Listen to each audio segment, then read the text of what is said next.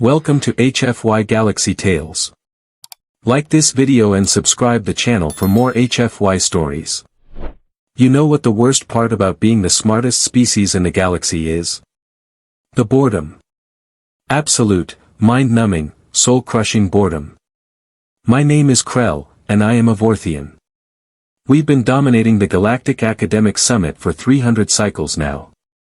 Our brains process information at speeds that would make your average silicon-based computer weep with envy. We memorize entire planetary databases before our second molting. We solve quantum equations while most species are still figuring out which end of a pencil to use. So yeah, when I walked into the Interstellar Institute of Advanced Studies that morning, I expected another year of intellectual superiority, polite nods from inferior species, and perhaps a few awards to add to my already embarrassing collection. What I did not expect was the human. The lecture hall buzzed with the usual pre-semester energy. My best friend, Torg, a Klendathu with far too many eye stalks for his own good, was already saving me a seat in the front row. Because of course we sat in the front row. Where else would the academic elite park themselves? Did you finish the summer reading? Torg asked, his voice carrying that annoying tone of someone who absolutely knew he had finished it. All 47 textbooks. Please.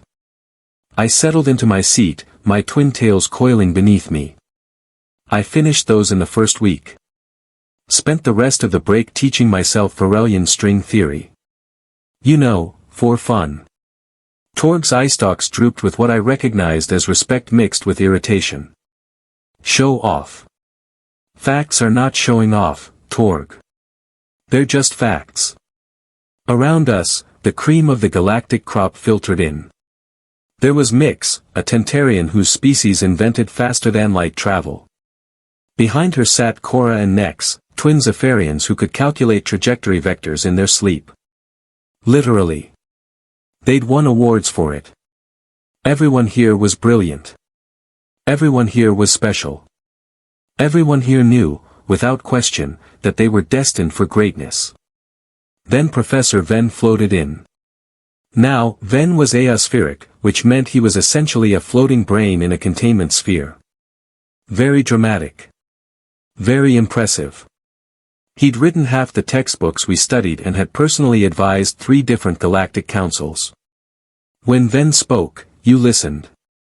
When Venn taught, you took notes. Lots of notes. Welcome, students, to Advanced Theoretical Applications. Venn's voice resonated through his sphere, creating small ripples in the air. This year, we will be pushing the boundaries of everything you think you know about physics, mathematics, and the fundamental nature of reality itself. Standard opening.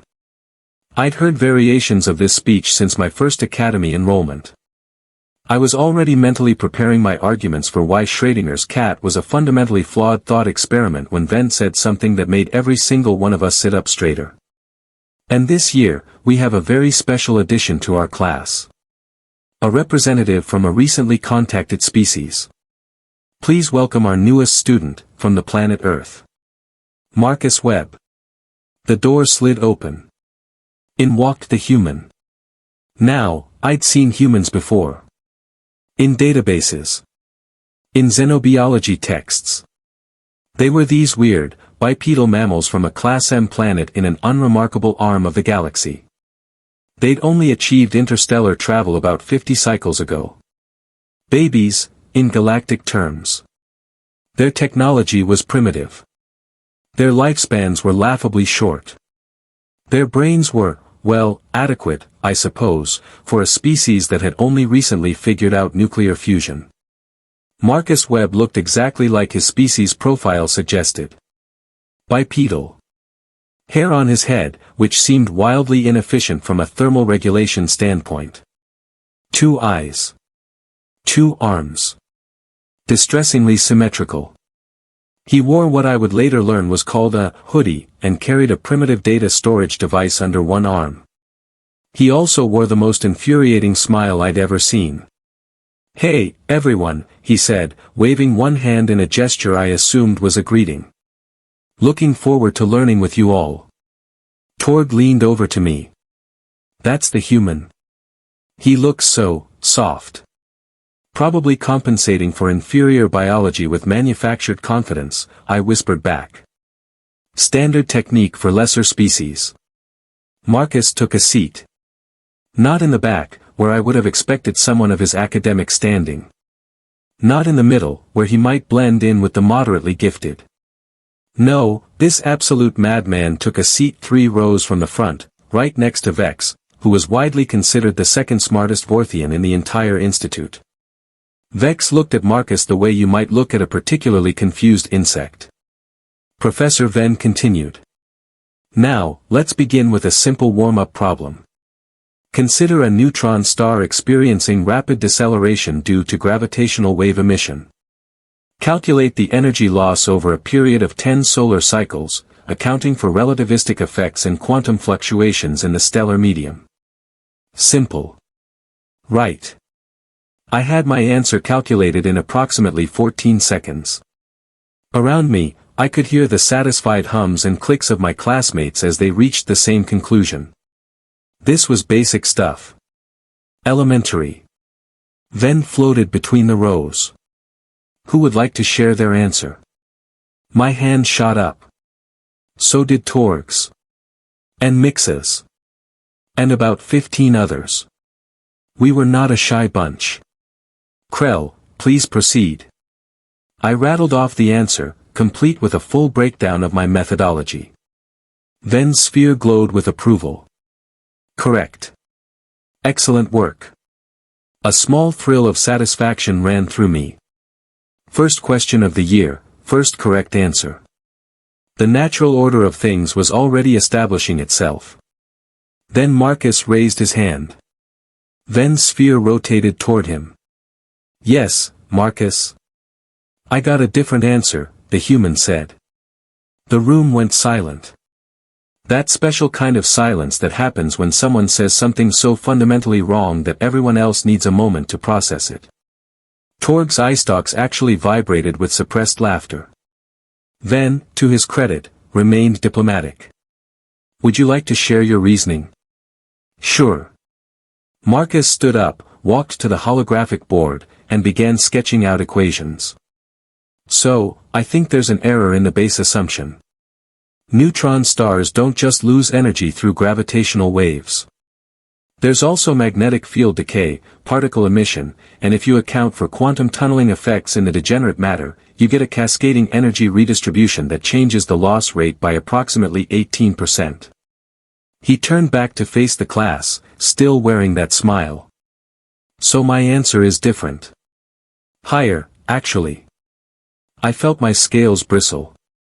That's ridiculous. The standard model doesn't account for those variables because they're negligible.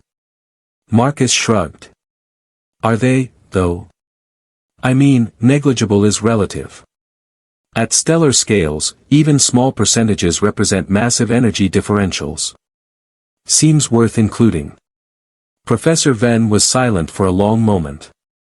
His sphere pulsed with colors I'd never seen before. Marcus, could you write out your complete calculation? The human did. It took him about 5 minutes, filling the holographic board with equations that were, I had to admit, mathematically sound. Unnecessarily complex, sure. Overly detailed, absolutely. But sound. When he finished, Venn spoke quietly. That is correct. What? In fact, Venn continued, that is the most accurate answer to this problem I've ever received from a first-year student. The standard model we teach deliberately simplifies these variables for pedagogical purposes, but Marcus, you've shown why that simplification can lead to significant errors in practical applications. The room was so quiet I could hear my own heartbeat. All 4 of them. Marcus sat back down. Cool. Thanks, Professor. Cool. Thanks. He'd just corrected the standard academic model on his first day and his response was, cool, thanks. Torg leaned over to me again. Did that just happen? Flukes happen, I muttered. Lucky guess. He probably memorized some advanced text without understanding the deeper principles. But there was a small, traitorous voice in the back of my head that whispered, "What if it wasn't a fluke?" I told that voice to shut up. Professor Venn moved on to the next topic. Quantum entanglement and its applications in faster-than-light communication. This was my specialty. I'd written 3 papers on it over the summer break. Papers that had been published in minor journals, but still published. The key limitation, Venn explained, is that while entangled particles share quantum states, you cannot use this to transmit information faster than light because the collapse of the wave function is random.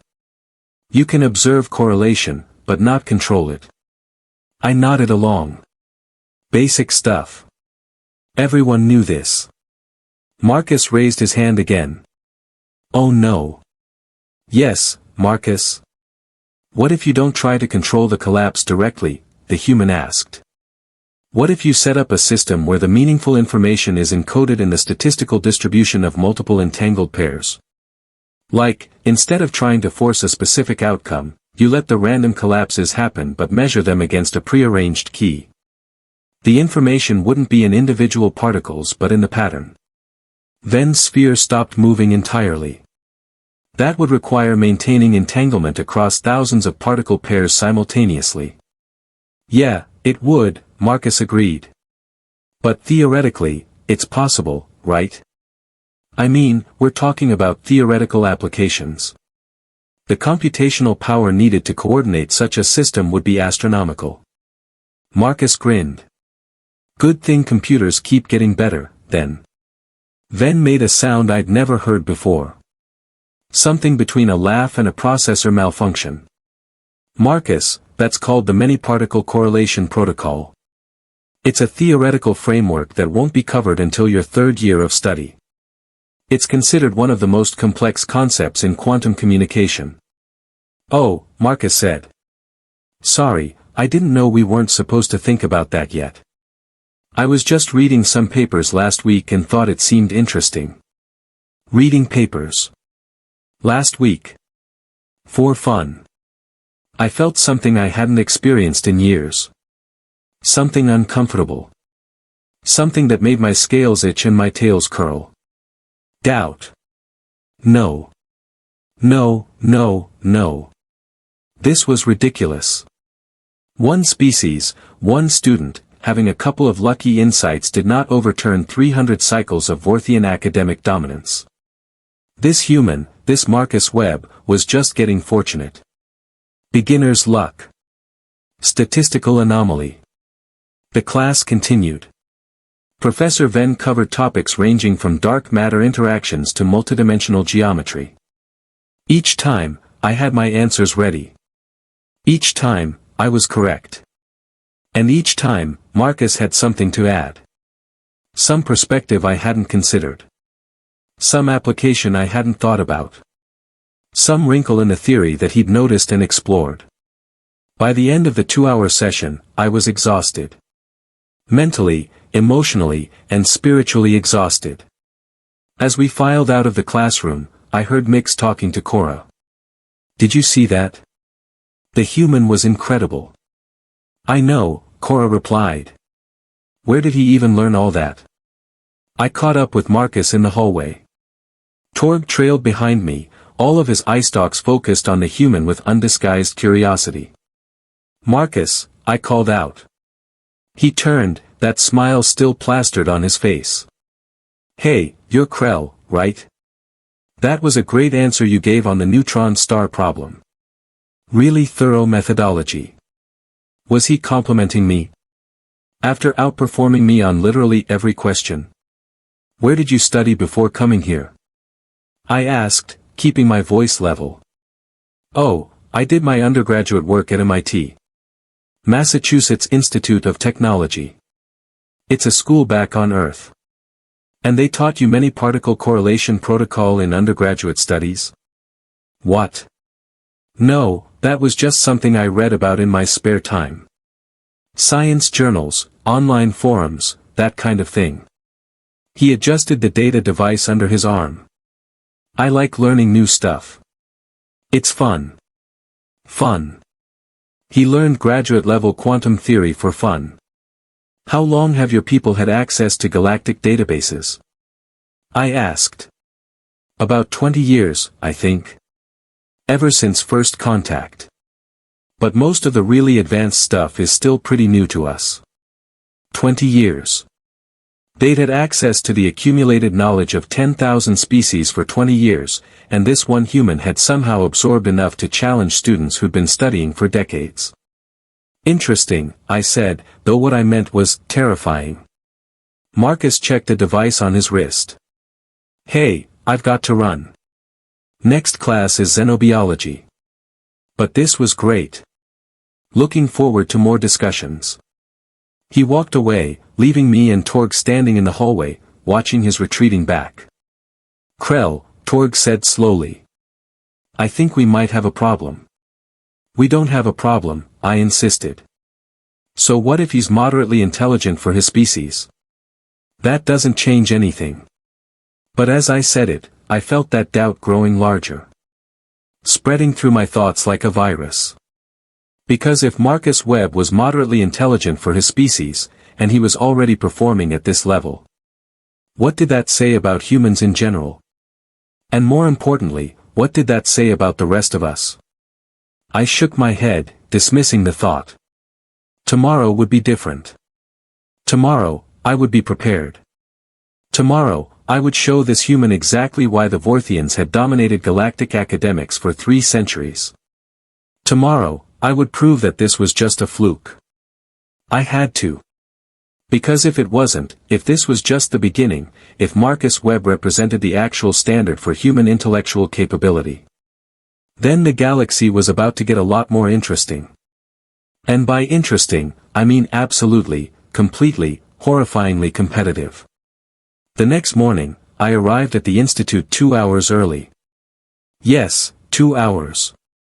Judge me all you want, but when your entire worldview is threatened by a single bipedal mammal with an infuriating smile, you take precautions. I had prepared. Oh, how I had prepared. I had reviewed every advanced text I could access. I had run through practice problems until my neural pathways were practically smoking. I had even consumed extra nutrition supplements to ensure my brain was operating at peak efficiency. Today, Marcus Webb would see what a properly motivated Vorthian could do. Torg found me in the library, surrounded by holographic displays and looking, I imagine, slightly unhinged. Krell, did you sleep at all last night? His eye stalks drooped with concern. Sleep is for species without something to prove, I snapped, not looking up from my calculations. That is literally the opposite of healthy behavior. Your concern is noted and dismissed. Now, did you review the assigned reading on transdimensional mathematics? The 300 pages Venn assigned? Yes, I skimmed it. Skimmed? I finally looked at him. Torg, skimming is what you do to inferior literature. This material requires deep analysis, cross-referencing, and practical application modeling. Torg settled into the seat across from me. Krell, my friend, my brilliant and slightly terrifying friend, you are spiraling. I am not spiraling. I am preparing. You are preparing because one human did well in one class on one day. He did not just do well, Torg. He challenged fundamental academic models. He introduced concepts that should not be accessible to first-year students. He smiled the entire time like he was not systematically dismantling our collective sense of intellectual superiority. Torg was quiet for a moment. Then he said, "So you are spiraling." Before I could respond with a cutting remark about his observational skills being as useful as a solar panel in a black hole, Mix approached our table. The Tentarian looked just as tired as I felt. "Tell me you also spent all night studying," she said, collapsing into a chair. "Why would you spend all night studying?" Torg asked. "Wait, did everyone do this except me?" "The human," Mix said simply, as if that explained everything. And honestly, it did. See? I gestured at Mix. This is a rational response to an unprecedented situation. This is mass hysteria, Torg countered. No, mass hysteria would be if we burned all our textbooks and declared humans our new academic overlords. This is just healthy competitive adaptation. Mix nodded. Exactly. Did you see the way Marcus analyzed that neutron star problem? The casual way he referenced advanced quantum theories? Either he is a savant among his species, or humans are far more capable than we assumed, I finished. We sat there, three of the supposedly brightest minds in the galaxy, united in our newfound anxiety about a species that still thought printed books were a reasonable storage medium. The irony was not lost on me. Advanced Theoretical Applications, Day 2. The lecture hall was packed. Word had apparently spread about yesterday's performance, and now everyone wanted to see if the human would do it again. Marcus walked in wearing different clothes, something called jeans and a shirt with text on it that read, "I am not arguing, I am just explaining why I am right." The audacity of this human, wearing his intellectual confidence as a literal statement on his torso. He sat in the same spot as yesterday. Vex, the second smartest Vorthian, had deliberately chosen a different seat. That stung more than I wanted to admit. Professor Venn floated to the center of the room. Good morning, class. Today, we will discuss practical applications of theoretical physics. Specifically, how do we take abstract mathematical models and apply them to real-world engineering problems? He displayed a hologram of a space station. This is Station Korvax, currently in orbit around a gas giant. Due to tidal forces and gravitational fluctuations, the station experiences structural stress that requires constant compensation. Your assignment is to design an adaptive stabilization system using the principles we discussed yesterday. You have 30 minutes. Begin. 30 minutes. Perfectly reasonable for a problem of this complexity. I immediately began calculating stress vectors, gravitational gradients, and compensation algorithms. Around me, I heard the familiar sounds of intense concentration. Styluses scratching on data pads. Quiet muttering as students worked through equations. I was making excellent progress. My design incorporated a multi-layered gyroscopic system with predictive algorithms that anticipated tidal fluctuations. It was elegant. It was efficient. It was, if I may say so, brilliant. Then, after just 12 minutes, Marcus raised his hand. 12 minutes. Professor Venn turned. Yes, Marcus. Do you have a question? No question, Professor. I finished. The scratching sound stopped. Every head in the room turned toward the human. You finished. Venn's sphere pulsed with what might have been surprise. In 12 minutes? Yes, sir. Would you like me to present it? Part of me hoped Venn would say no. Would tell Marcus to take the full 30 minutes to check his work. Would give the rest of us time to finish without the crushing weight of human efficiency bearing down on us. Please, Venn said. Present your solution. Marcus walked to the front and uploaded his design to the holographic display. So, the main issue with Station Korvax is that gravitational stress is not constant. It fluctuates based on the gas giant's rotation, its moon positions, and solar radiation pressure. Most stabilization systems are reactive, responding to stress after it occurs. He manipulated the hologram, showing different layers of his design. Instead, I designed a predictive system. It uses real-time astronomical data to calculate gravitational changes before they happen. The station adjusts its position proactively, not reactively. This reduces stress on the structure by about 60% and cuts energy consumption by half. Then studied the design. I studied the design. Everyone studied the design. It was better than mine. Significantly better. Where I had created a system to respond to problems, Marcus had created a system to prevent them. Marcus, Venn said slowly, this is exceptional work. The predictive algorithm alone would be worthy of publication. How did you develop this so quickly? Marcus shrugged, that gesture I was beginning to recognize as his default response to praise. Back on Earth, I worked on weather prediction systems. Same basic principle. You have complex, interacting variables that change over time, and you want to predict their behavior. Once I saw the problem, it just reminded me of home. Weather prediction. He had applied weather prediction to orbital mechanics and created a superior stabilization system in 12 minutes. I wanted to be angry. I wanted to argue. I wanted to find a flaw in his work. But I could not. Because it was perfect. The rest of the class period continued in similar fashion. Every problem, every question, every theoretical scenario, Marcus had an answer.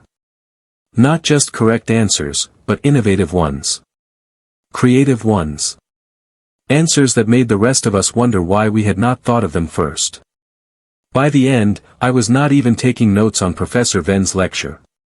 I was taking notes on Marcus. Lunch break arrived like a merciful reprieve. Torg, Mix, and I sat in the cafeteria, picking at our food with the enthusiasm of students facing existential academic dread. He is going to change everything, Mix said quietly. Do you realize that? One human, and the entire academic hierarchy is going to shift. We do not know that, I protested weakly. Maybe Marcus is exceptional for his species. Or maybe, Torg said, his eye stalks focused on something behind me, his entire species is exceptional, and we have been judging them by the wrong metrics. I turned to follow his gaze.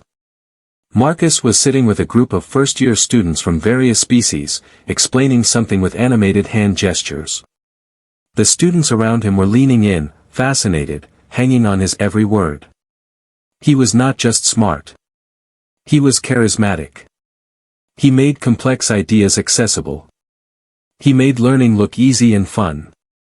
That was almost worse than his intelligence. We should talk to him, I said suddenly. Talk to him? Mix's tentacles curled in surprise. Why? Because, I stood up, if we cannot beat him, we need to understand him. And maybe, just maybe, learn from him. The words tasted strange in my mouth. Learn from a human. A species we had considered academically inferior just 2 days ago. But pride is a luxury you abandon when faced with superior performance. I approached Marcus's table. He looked up, saw me, and smiled. Hey, Krell. Want to join us? We were just talking about quantum foam and its implications for space-time structure. Quantum foam. Casual lunch conversation about quantum foam. Actually, I said, I wanted to ask you something. Sure, shoot. How? How are you doing this? The speed, the insight, the creative applications. Where does it come from? Marcus tilted his head, considering the question. Honestly? I think it is because I am new to all this. New to it? That should be a disadvantage. Maybe. Or maybe it is an advantage. He leaned back in his chair. You all have been studying this stuff your entire lives. You have frameworks, established models, accepted truths.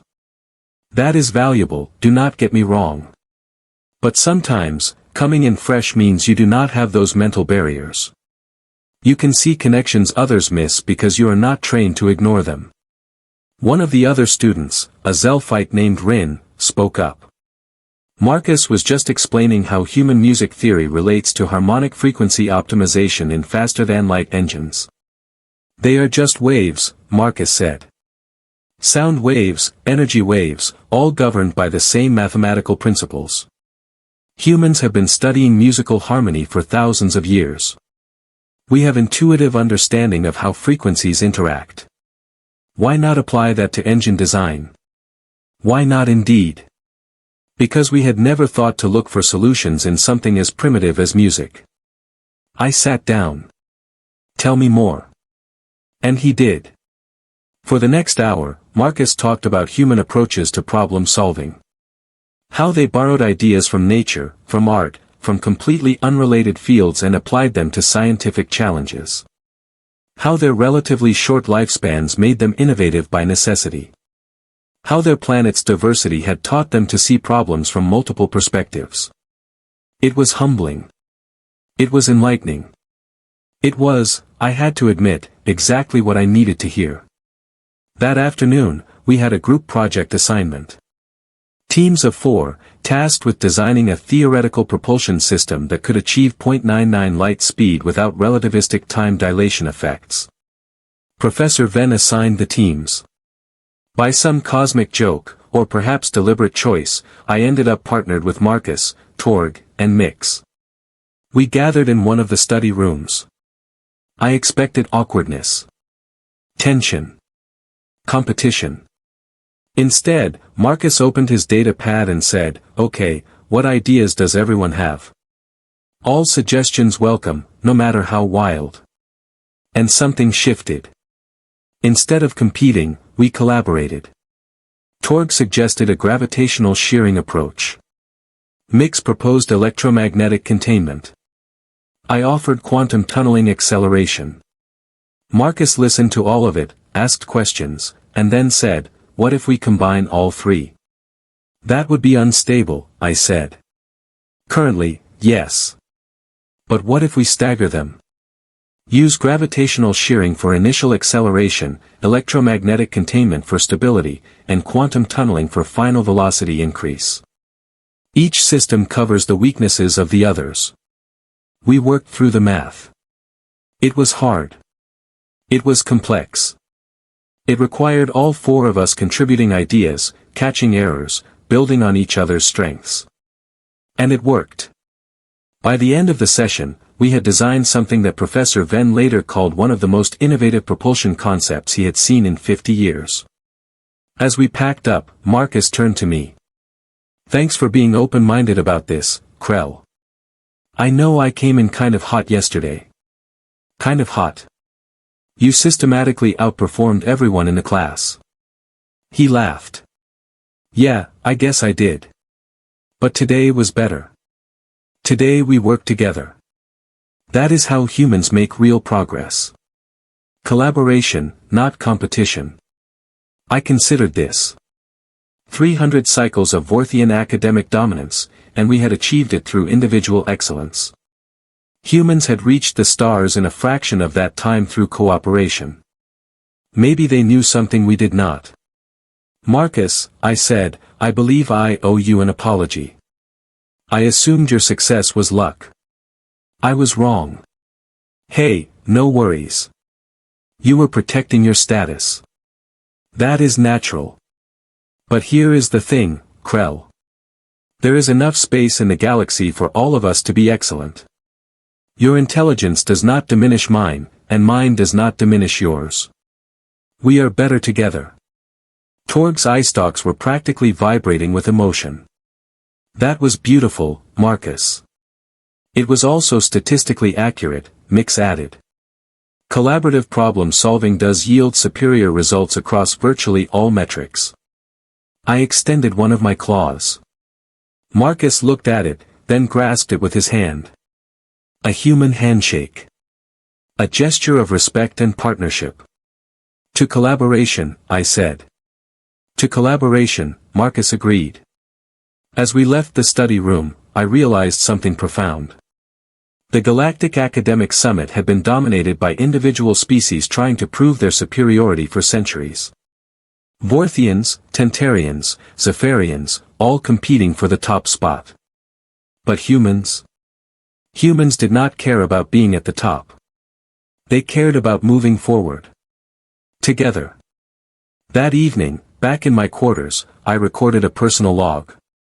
Something I rarely did, but today felt significant enough to document. Personal log, Krell, student ID 4792. Today, I learned that intelligence is not about being the smartest individual in the room. It is about making everyone in the room smarter. The humans understand this. They have built their entire civilization on this principle. And perhaps that is why, despite being newcomers to galactic society, they will ultimately surpass us all. Not through competition, but through collaboration. Not by proving they are better, but by making everyone better. I paused the recording, then added one final thought. Also, Marcus Webb is probably going to revolutionize at least 6 different scientific fields before he graduates, and I am equally terrified and excited to witness it. The next day, word had spread throughout the institute. The human was not just smart. He was transformative. Classes began restructuring to incorporate more collaborative work. Study groups became the norm rather than the exception. Students from different species, who had previously competed against each other, started working together. And at the center of it all was Marcus, with his infuriating smile and his revolutionary ideas, showing us that the future of galactic academia was not about who was smartest. It was about how smart we could all become together. 3 weeks later, Professor Venn announced the semester rankings. For the first time in 300 cycles, a Vorthian was not at the top. Marcus Webb held the number 1 position. I was ranked second. And you know what? I was not even mad. Because I had learned more in 3 weeks working with Marcus than I had in 3 years working alone. My understanding had deepened. My creativity had expanded. My potential had grown. That night, our entire study group celebrated at a local establishment. Humans called it a pub. It served various species-appropriate refreshments and had the atmosphere of controlled chaos. Marcus raised his beverage. To new friends, new ideas, and new ways of thinking. We all raised our drinks. To new ways of thinking. As I looked around the table at this diverse group of beings, all brought together by one human with more enthusiasm than ego, I realized something important.